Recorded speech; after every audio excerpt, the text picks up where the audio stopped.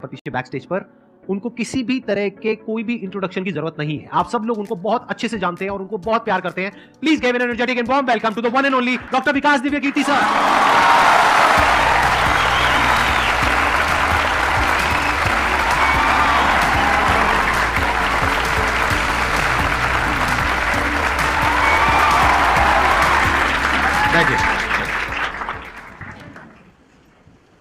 मैं सबसे पहले आपको धन्यवाद देना चाहता हूँ धन्यवाद आपका आने के लिए। Thank you so much. क्योंकि जब से मैंने सीरीज शुरू करी है तब से हमारे कमेंट सेक्शन में कोई भी एक भी ऐसा वीडियो नहीं है जहां पर आपका नाम ना लिखा हो। कई बार मुझे ऐसा लगता है देख करके कमेंट सेक्शन को कि ये मैं अपने चैनल पे आया हूं आपके चैनल पे। मैं सोशल मीडिया पे बहुत कम एक्टिव रहता हूं तो मुझे आइडिया नहीं था इस बात का, पर मैं थैंकफुल हूं कि आपने बुलाया, इस लायक समझा कि मैं यहाँ पर आऊँ। सर प्यार बहुत करते हैं बच्चे आपको, मतलब इतना प्यार है जिसकी कोई हद नहीं है। मैं ठीक कह रहा हूँ गलत कह रहा हूँ? यस और नो?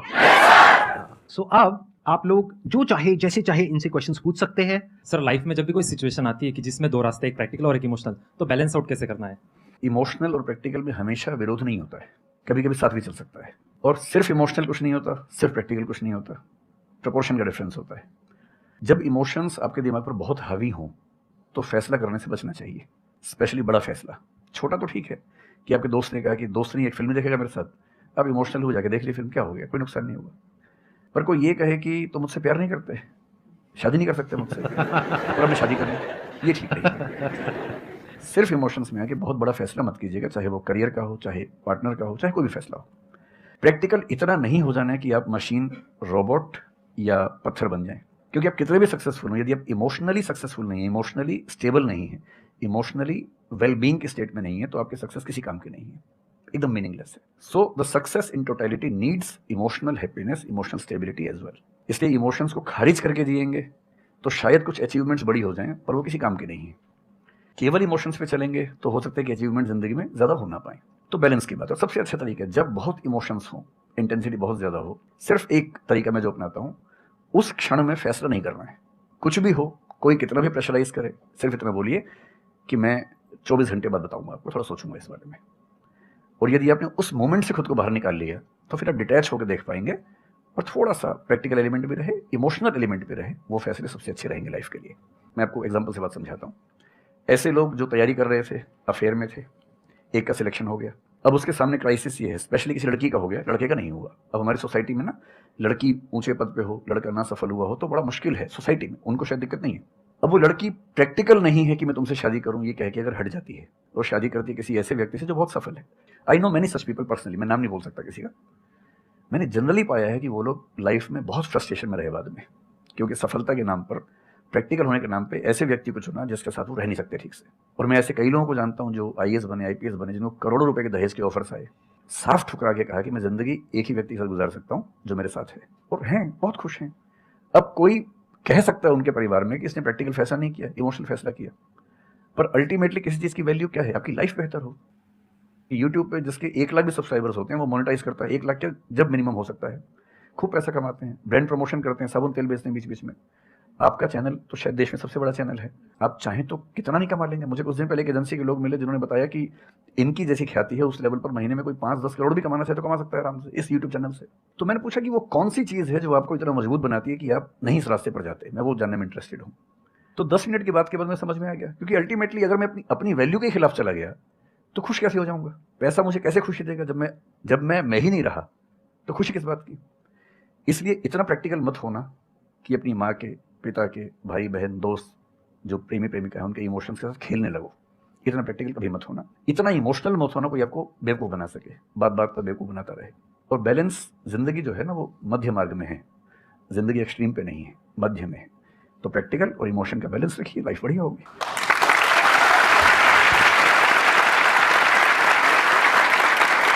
आपने सर इतने अच्छे से एक्सप्लेन किया, मेरे पास में कुछ है ही नहीं बोलने के लिए। यूजुअली मेरे पास में कुछ होता है ऐड करने के लिए, लेकिन आपने पूरा ही उसका ऐसा निचोड़ निकाल दिया। आपने YouTube पे इतना बोला कि सच में नहीं बचाऊंगा आपके पास। 6-7 साल पहले की बात है, मेरी एक स्टूडेंट थी जो सुसाइडल टेंडेंसी की शिकार थी उस समय। उसके घर में कुछ ऐसी ट्रेजेडी, उसकी मदर की डेथ हुई थी, और एक ऐसी ट्रेजेडी जो बहुत ही रेयर किस्म की ट्रेजेडी है जो शेयर करना ठीक नहीं है यहाँ। तो वो मेरे पास आई और मुझे लगा कि आज मैं पहली बार किसी ऐसे व्यक्ति से बात करूँ जो डिप्रेशन में है और सुसाइड कर सकता है अगले 1-2 दिन के अंदर अंदर। अब मैं परेशान था कि मैं कैसे मैनेज करूं, और मुझे मोटिवेशन की ऐसी जानकारी उस समय तो बिल्कुल नहीं थी, बाद में थोड़ा बहुत पढ़ा तो मैंने उससे कहा कि अच्छा तुम घर जाओ, मैं कुछ देखता हूँ। फिर मैं घर गया, नेट पे सर्च करना शुरू किया। करते करते मुझे आपका एक वीडियो मिल गया, अनस्टॉपेबल शायद कुछ आपने को बनाया था उस समय। तो मैंने वो थोड़ा सा देखा 10 मिनट का, मुझे लगा कि ये जो है ना, ये इंजेक्शन है किसी मतलब डिप्रेस्ड व्यक्ति को तुरंत मोटिवेट करने के लिए। तो मुझे ध्यान है कि मैंने उसको वीडियो का लिंक भेजा। मैंने कहा देखो, ज़िंदगी अपने रास्ते पे चलेगी, ठीक हो जाएगी। जब जब मूड ऐसा हो, बहुत डिप्रेसिंग हो, सुसाइडल मन करे, उस समय वीडियो देखना ध्यान से, और कम से कम उस बुरे फेज से बाहर निकल जाओगी। और फिर मैंने वो वीडियो अपने फैमिली में भी 2-3 बच्चों को भेजा, जो बच्चे उस क्राइसिस में होते थे। तो मैं बहुत थैंकफुल हूँ, उन सब बच्चों की जान बचाने में क्या आपकी बात कर रहे हैं। बड़ी भूमिका है। Thank you so much sir, it means a lot to मी।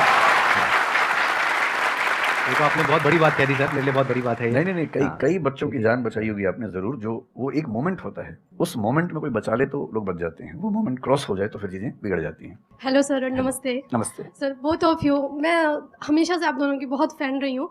मुझे बस ऐसा लग रहा है कि मैं सपना देख रही हूँ, मेरे लिए रियलिटी नहीं है। मुझे बस आपसे ये जानना, मैं हर मतलब एवरी डे 8 से 10 आवर में पढ़ाई करती हूँ, बट मुझे कभी कभी बहुत डिमोटिवेशन आ जाता है कि होगा नहीं होगा, क्या होगा पता नहीं। देखिए, डिमोटिवेशन अगर आपको दिन भर में 1 घंटे आता है, नहीं सर, ऑलमोस्ट टाइम पढ़ाई करने के बाद 2-3-4 दिन के बाद ही होता है, हाँ, कंटिन्यूसली नहीं होता। अगर महीने में 4-5 बार आता है और 1-1 दिन के लिए आता है, तो इसका मतलब आप एकदम ठीक हैं। अगर कोई व्यक्ति आपको ये कहे कि मुझे डिमोटिवेशन कभी नहीं होता, तो उसको इलाज की ज़रूरत है। आपको ज़रूरत नहीं है। क्योंकि जब आप अपने से बेहतर व्यक्ति को देखेंगे, आपको थोड़ा-सा इन्फीरियरिटी कॉम्प्लेक्स आएगा, डिमोटिवेशन आएगा। जब आप अपने से कमज़ोर को देखेंगे, आपको सुपीरियरिटी कॉम्प्लेक्स आएगा, थोड़ा-सा मोटिवेशन ज़्यादा हो जाएगा। जिस दिन टारगेट पूरा हो जाएगा, मोटिवेशन आ जाएगा। जिस दिन टारगेट पूरा नहीं होगा, डिमोटिवेशन आएगा। जिस दिन टेस्ट में आपके मार्क्स अच्छे आएंगे, आप मोटिवेशन के साथ लौटेंगे। जिस दिन खराब आएंगे, डिमोटिवेशन होगा। लेकिन ध्यान रखिए, जिस दिन आप मोटिवेटेड हैं, उस दिन आप वजह बन गए कईयों के डिमोटिवेशन की। लगातार मोटिवेटेड होना एक मेंटल इलनेस की निशानी है, और लगातार डीमोटिवेटेड होना डिप्रेशन की निशानी है। इन दोनों से बचना है।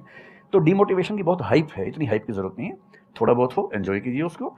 और जब जब लगे कि ज़िंदगी बहुत ख़राब चल रही है, तो मैं जो करता हूँ, अजीब सा लगेगा आपको, मैं कभी कभी शमशान घाट चला जाता हूँ। सर सच कह मैंने रहा हूँ, ये मजाक- सुनी है, आपने मजाक नहीं कर रहा वीडियोस हूँ। में भी कहा है। सच में चला जाता हूँ, या ट्रॉमा सेंटर चला जाता हूँ देखने के लिए। ट्रॉमा सेंटर में जाके 1 घंटा बैठ के आ जाइए, मोटिवेशन आ जाएगा। और शमशान घाट में जाके देख लीजिए कि हमसे कम उम्र के लोग वहाँ जल रहे होते हैं, तो लगता है हम जिंदा तो हैं। अगर मैं थोड़ा सा कॉग्निटिव लेवल पर बात करूँ, एक बहुत बड़ा साइकोलॉजिस्ट हुआ, उसका नाम है ब्रेंटानो, कभी सर्च कीजिएगा उसको। ब्रेंटानो ने ह्यूमन कॉन्शियसनेस को स्टडी किया, और उसने ये बताया कि ह्यूमन कॉन्शियसनेस की बेसिक नेचर है कि जो हमारे पास है वो हमें नज़र नहीं आता, जो नहीं है वो नज़र आता है। तो the consciousness of lacking something is the nature of human consciousness. इसलिए इसी बात को एक शेर में, बहुत प्रसिद्ध शेर में कहा गया है, दुनिया जिसे कहते हैं जादू का खिलौना है, मिल गया सो मिट्टी है, नहीं मिला वो सोना है।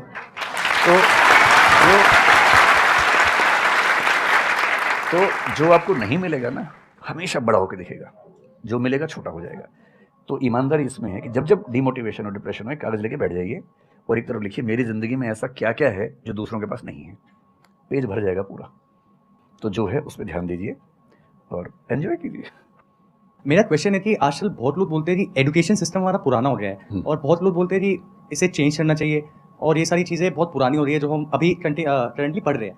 तो इस पर आपका ओपिनियन क्या है? एजुकेशन सिस्टम में तो बहुत मेजर चेंजेस की ज़रूरत है, और ये बात भारत सरकार ने एक्सेप्ट भी की है, नई पॉलिसी भी लेके आए हैं। मतलब मुझे लगता है कि कई लेवल्स पे देखना है। सबसे पहले तो ये डिफाइन करना ज़रूरी है कि एजुकेशन का पर्पज़ है क्या। क्या पर्पज़ केवल नौकरी लेना है, एक जॉब मिल जाए, वही पर्पज़ है? मैं उससे एग्री नहीं करता हूँ। मेरी राय में एजुकेशन का बेसिक पर्पज़ है कि एक होमो सेपियंस, एक इंसान बन जाए, सोचना आ जाए, उसको समझना आ जाए। कोई राजनेता या धर्मगुरु उसको गधा ना बना सके, बेवकूफ़ ना बना सके। उसे इतनी समझ हो कि वो चीज़ों को फैक्चुअली, ऑब्जेक्टिवली समझ सके, तर्क कर सके, बहस कर सके, और अगर तर्क और बहस में सामने के तर्क ठीक हैं तो उनको एक्सेप्ट भी कर सके, इतना विनम्र भी रहे। बेसिकली पर्सनैलिटी ग्रूमिंग का प्रोसेस एजुकेशन है, वो केवल नौकरी का मामला नहीं है। पहली गलती तब होती है जब हम उसको केवल नौकरी का मामला मान लेते हैं। अरे नौकरी ज़रूरी है, ऐसा नहीं कि ज़रूरी नहीं है, लेकिन वो सिर्फ वो उसका पर्पज़ नहीं होना चाहिए। सेकेंडली, कई ऐसी चीज़ें, जैसे अगर बहुत विस्तार में तो मेरी जा सकते हैं, जैसे एक बहुत छोटी बात है सेक्स एजुकेशन हमारी सोसाइटी में। ये इतनी ज़रूरी चीज़ है। स्कूल में जो एडोलेसेंस की एज के लोग हैं, 12, 13, 14 की एज के लोग हैं, उनको वो सब चीज़ें बताएं ताकि गलत सोर्सेज से इन्फॉर्मेशन ना मिले, कोई गलती ना कर बैठें। हेल्थ एजुकेशन के रूप में हो, उनको सारी चीज़ें पता हों, ठीक हाथों से पता हो, ठीक तरीके से पता हो। फिर मेरा ख्याल है कि जैसे IITs में अब तो होने लगा है, पहले क्या था कि हम टेक्नोलॉजी सेंट्रिक एजुकेशन पर ज़्यादा फोकस करते थे कि आपने मशीन को समझ लिया, तकनीक को समझ लिया, हो गया, इंसान को नहीं समझा।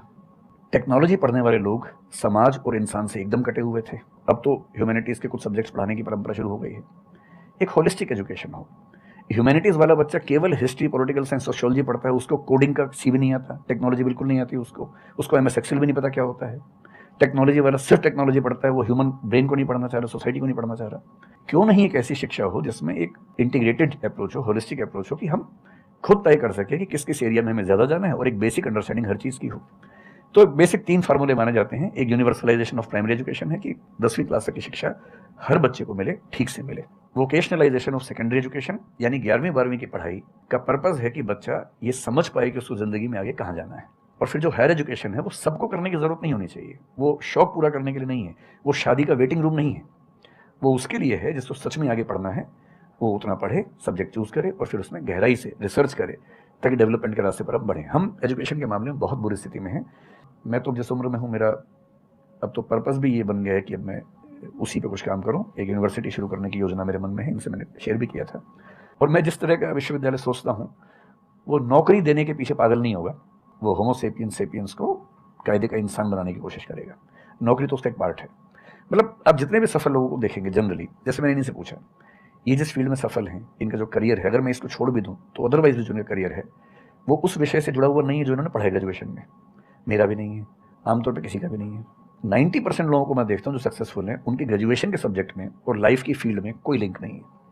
तो बेसिक पर्पज़ क्या है? वो स्मार्टनेस बाहर आ जाए, ग्रूमिंग हो जाए, इंटेलिजेंस है, इमोशनल इंटेलिजेंस है, वो सब जो टूल्स हैं वो उस बच्चे को सीखने को मिल जाए, ताकि फिर वो ज़िंदगी को फेस कर सके, इनोवेट कर सके, नए रास्ते निकाल सके। 1000 रास्ते दुनिया में होते हैं। तो सच बात है कि काफ़ी चेंजेस की ज़रूरत है और आप और हम मिलकर करेंगे चेंजेस। एजुकेशन वाइज अगर देखा जाए तो मैंने बहुत ज़्यादा कुछ नहीं किया है अपनी लाइफ में, बट मेरे स्टैंड पॉइंट से अगर आप देखोगे कि एजुकेशन क्या है, तो एजुकेशन का सबसे बड़ा गोल ये है कि एक इंसान का दिमाग खुले, बजाय कि उसका दिमाग इतना नैरो डाउन हो जाए कि उसको लगे कि बस यही अगर हो गया तो सक्सेस है, ये नहीं हुआ तो फेलियर है। आप अनगिनत तरीकों से अपने गोल को, अपने पर्पस को, या जो भी आप करना चाहते हो उसको अचीव कर सकते हो। एजुकेशन का सबसे बड़ा गोल ये होना चाहिए, और वही मेरी कोशिश है अपने इन सेशंस के थ्रू करने की, कि एक इंसान का दिमाग खुल जाए, उसके दिमाग में एक पॉसिबिलिटी माइंडसेट आ जाए, ना कि एक लिमिटेड माइंडसेट हो कि बस ये हो गया तो बहुत है। अब प्रॉब्लम क्या है, ये जो लिमिटेड माइंडसेट है ये बहुत लोगों का है, करोड़ों लोगों का है, तो वहां पे कंपटीशन भी बहुत है। पॉसिबिलिटी माइंडसेट जबकि देखा जाए तो ज्यादा इंटरेस्टिंग है, लेकिन बहुत कम लोगों का है और वहां पे कंपटीशन कम है। और पॉसिबिलिटी माइंडसेट क्या होता है कि कोई भी काम अगर मैं कर रहा हूं, अगर वो नहीं हुआ तो इसका मतलब ये नहीं है कि मैं फेल हो गया, इसका मतलब ये है कि मैं क्रैक नहीं कर पाया। There has to be a way.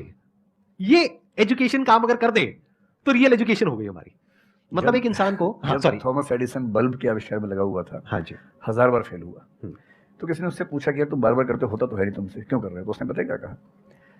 Her failure के बाद मैं ये जानता हूं कि बल्ब इस तरीके से भी नहीं बन सकता, और अब मैं 1000 तरीके जानता हूं कि इन तरीकों से नहीं बनेगा, और उसके बाद वो तरीका ईजाद हुआ जिससे बना। एजुकेशन से एक इंसान का दिमाग इतना खुल जाए कि सबसे पहली चीज तो उसको ये समझ आए कि मैं कुछ भी नहीं जानता हूं। हाँ, एकदम ठीक बात है। एजुकेशन मस्ट बी सच कि वो लाइफ लॉन्ग आपका एक क्वेश्चनिंग माइंड बना ही रहे, कि आप कहीं भी हो, कुछ भी कर रहे हो, आपके दिमाग में क्वेश्चंस चले, questions related to the problems. जो भी आप काम कर रहे हो वो क्या है? अल्टीमेटली प्रॉब्लम सॉल्विंग है, तभी उस काम में वैल्यू है। अगर किसी की कोई प्रॉब्लम ही नहीं सॉल्व कर रहे हो तो उसमें वैल्यू कहाँ ऐड हो रही है? और वैल्यू नहीं ऐड होगी तो आपको पैसा कैसे मिलेगा? फिर चाहे जॉब हो चाहे बिजनेस हो। सो द आइडिया इज कि आपका दिमाग ये चलना चाहिए, अच्छा ये प्रॉब्लम है ना, पहले तो मुझे नहीं पता है कि इसको सॉल्व कैसे करना है, क्योंकि अगर आपको पहले से ही पता है तो आपको वही पता है जिस तरह से वो प्रॉब्लम सॉल्व होती आई है। That may not be relevant in today's context, but still आप उसको उसी तरह से सॉल्व करोगे जिस तरह से सब कर रहे हैं। वहां पर कॉम्पिटिशन है, फिर आप कहोगे कि कुछ हो नहीं रहा है। सो द आइडिया इज कि पहले तो ये प्रॉब्लम है जो मुझे अच्छे से समझ आई, मैंने इस पर फोकस किया, अब इसको सॉल्व करने के इन्फिनिट तरीके हैं, एक रास्ता नहीं है, बहुत सारे रास्ते हैं, मुझे पता नहीं है। This is the goal of education, कि मुझे नहीं पता है लेकिन पता किया जा सकता है। This is another goal of education. उसमें से कुछ तरीके काम करते हैं, कुछ नहीं करते हैं, ये भी हमको क्लियरली पता होना चाहिए। मतलब your personality must be dynamic, it must not be static. जैसे मैंने देखा है बहुत लोगों को जो मुझे मिलते हैं, कुछ लोग हैं उसमें से जो, जैसे मैं सर से मिला, अभी ऑफ कैमरा हम लोग बैठे हुए थे, डिस्कशन कर रहे थे, तो it was a great experience sir, आपके साथ में बैठ करके जिस तरह से, जिस ठहराव से सर बात कर रहे थे, जिस तरह से चीज़ों को सुन रहे थे, समझ रहे थे, और मैं क्वेश्चंस पूछ रहा था, ये मेरे से क्वेश्चंस पूछ रहे थे, तो there was a conversation which was going on.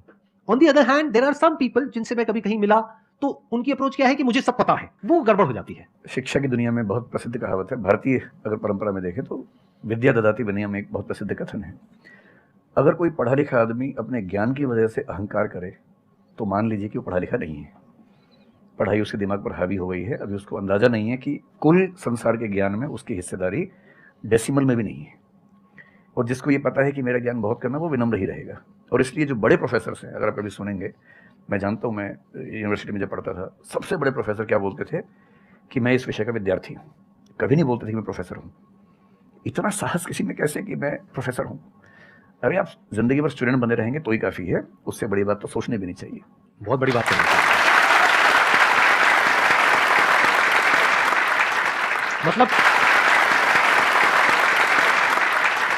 मतलब कि एजुकेशन का गोल आपको प्रोफेसर बनाना नहीं है, आपको स्टूडेंट बनाना है। हाँ। अगर सर की बात को आगे एक्सटेंड किया जाए, एकदम सही बात। एक लाइफ लॉन्ग स्टूडेंट, कि आप सीखते चले जा रहे हो, सबसे जिससे मिल रहे हो, लोगों से सीख रहे हो, सिचुएशन से सीख रहे हो, अपनी लाइफ के अच्छे एक्सपीरियंसेस से सीख रहे हो, बुरे से सीख रहे हो। जैसे मैंने देखा है, जब भी यहाँ पे कोई क्वेश्चंस पूछते हैं ना, सबके क्वेश्चंस एक ही होते हैं, सर सक्सेसफुल कैसे हो।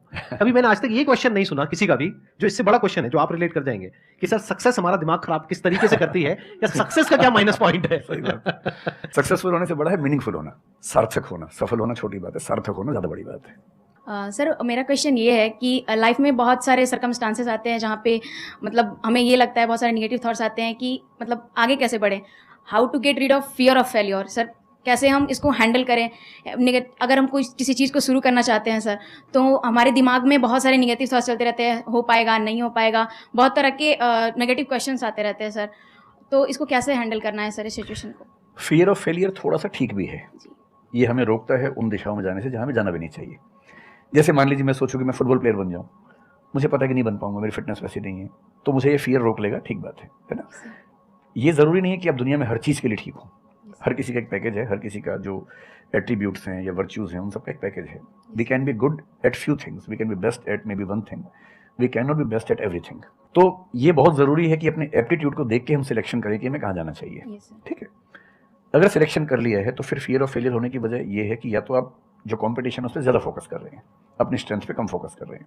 मेरे ख्याल से स्ट्रेंथ पे फोकस करना, कुछ अच्छे लोगों की कंपनी में रहना जो थोड़ा सा मोटिवेट करते हो, अच्छे दोस्त हों, लगातार मनहूस टाइप की बात ना करते हो, ऐसे लोगों के साथ रहना, कुछ रिक्रिएशनल एक्टिविटीज़ उससे बाहर निकल के थोड़ा खेलना कूदना, मतलब फिजिकली फिट रहना, वो सब रहेगा तो हार्मोन्स जो हमारे दिमाग में आते हैं उससे, फिजिकल एक्टिविटी से, जो एंडोर्फिन्स वगैरह है, हैप्पी हार्मोन्स है, डोपामाइन वगैरह है, वो रिलीज होते रहें तो हम वैसे भी बहुत फियर से बचे रहते हैं। और अंत में मेरा तरीका ये है कि अगर मैं कुछ नहीं करूँगा तो फेल होना तय है, करूँगा तो चांस है कि फेल होऊंगा या पास हो जाऊँगा, तो नहीं करने में तो तय है कि फेल हो गया, तो क्यों नहीं चांस ले लेते हैं। और एक जगह फेल होऊंगा तो तय मान के चलिए कि दूसरी जगह मेरे फेल होने के चांस कम होगा, क्योंकि मुझे एक एक्सपीरियंस है प्रयास करने का और फेल होने का, और वो एक्सपीरियंस किसी ना किसी क्वांटिटी में हर फील्ड में काम आता है, मैच्योरिटी आपके अंदर आती है। और मैं एक शेर अक्सर यूज़ करता हूँ, बहुत बहुत प्रिय शेर मुझे है, और मुझे सच में लगता है कि ज़िंदगी को जीना बहुत आसान काम है, मुश्किल काम नहीं है। असली बात है कि आप प्रयोग करें, कोशिश करें, और हार जाएं तो दूसरी कोशिश करें। और मैं इसीलिए एक लाइन हमेशा बोलता हूँ, क्यों डरे, ज़िंदगी में क्या होगा, कुछ ना होगा तो तजुर्बा होगा।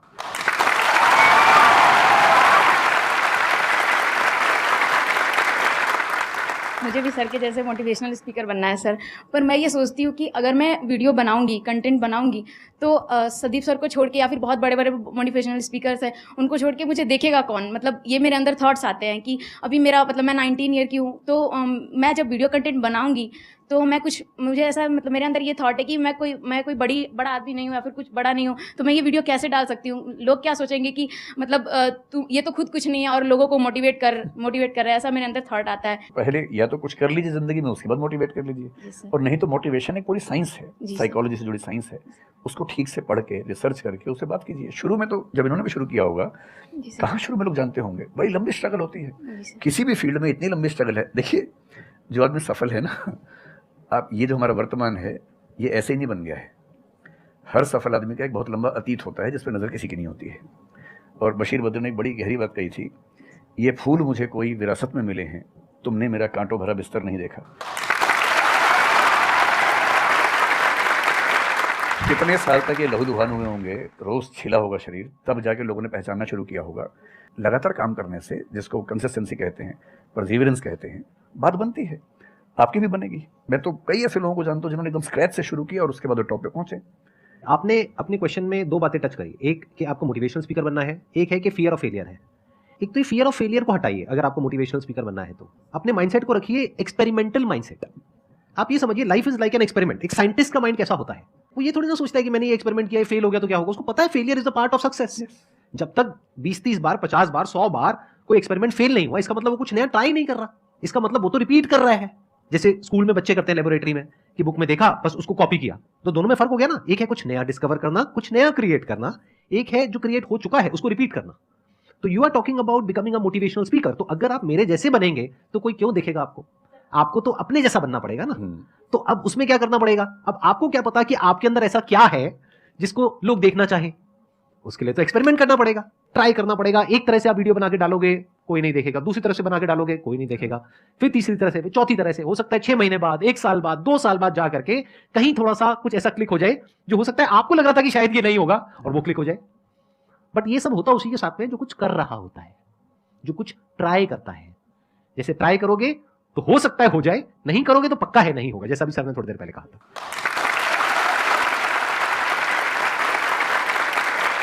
Thank you so much sir यहाँ पर आने के लिए।